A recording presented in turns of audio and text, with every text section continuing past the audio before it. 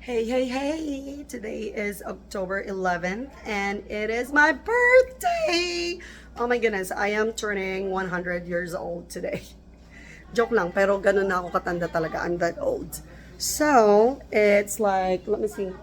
It is 2 o'clock in the afternoon and we are busy preparing for the big dance Halloween party tonight. And guess what? Boom! Look at that! Ayan, ayan. Ito ang operasyon ni Henry. Oh, 'di ba? So, ano ang tawag mo diyan? Kasi silyasi ang tawag diyan, 'di ba? Yeah. Yeah, so when Henry came back from the Philippines last year, that was the only thing that was in his suitcase.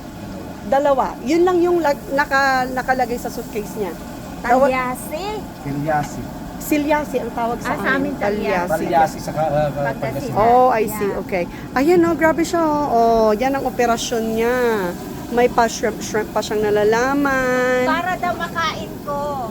I know. So, dalawang versions daw ng pansit ang gagawin niya. So, pork pansit and chicken pansit. Grabe siya. O so, ang haba-haba na ng buhay ko niyan kasi yun lang lulutuin Pansit, niya, ang dami-daming pansit.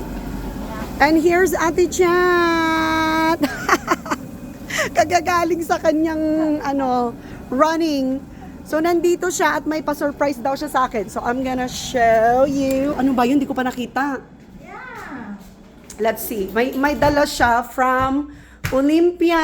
Thank you, Olympia. So let's see. Tapos kay Olympia din tong Instapot. Yes. Ako lang taga-tagtad. Oh my gosh. Let's see, let's see. Ay! Oh my gosh!